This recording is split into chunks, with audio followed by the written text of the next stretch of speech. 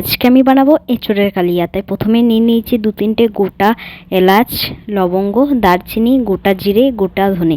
এগুলো একটু জলে ভিজিয়ে একটা পেস্ট বানিয়ে নেব। বাড়িতে যদি দই না থাকে তাহলে দুধের মধ্যে কিছুটা লেবুর রস দিয়ে সেটা ভালোভাবে মিশিয়ে রান্নাতে ব্যবহার করা যেতে পারে। এতে রান্নার স্বাদের কোনো হেরফের হয় না। আমার বাড়িতে দই ছিল না, তাই আমি ওটাই ইউজ করেছি। আর এখানে আমি টমেটো বেটে নিয়েছি কিছুটা।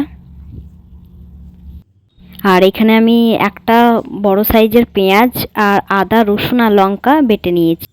এখানে আমি কড়াইয়ে তেল বসিয়ে দিয়েছি গরম হওয়ার জন্য। এরপর বেটে রাখা পেঁয়াজটা তেলের মধ্যে দিয়ে দিলাম। এবার এটা বেশ ভালোভাবে ভেজে নিতে হবে যতক্ষণ না একটু বাদামি কালার আসছে।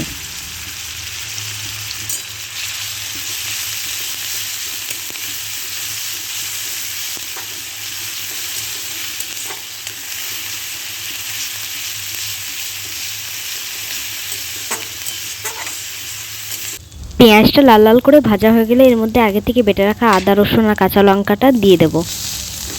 এরপর এতে আগে থেকে জিরে, ধনে আর গোটা গরম মশলার যে পেস্টটা বানিয়েছিলাম সেটাই দিয়ে দেবো। এরপর ভালোভাবে ভাজা হয়ে গেলে আমি একটা বাটিতে হলুদ গুঁড়ো আর কাশ্মীরি লঙ্কার গুঁড়ো জল দিয়ে গুলে নিয়েছি।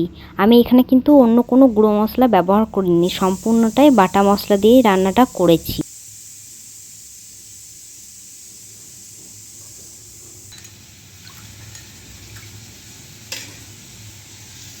তো কড়াইয়ের মধ্যে এটাও দিয়ে দেবো।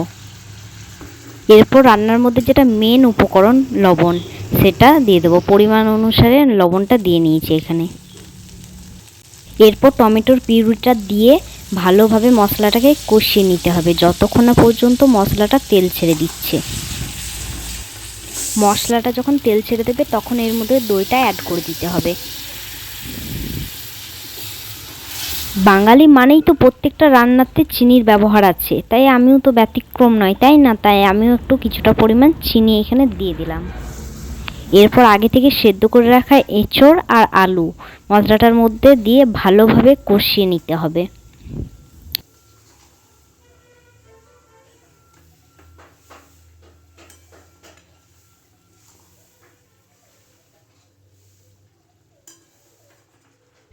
ভালোভাবে কষানো হয়ে গেলেই রেডি আমাদের এঁচোড়ের কালিয়া।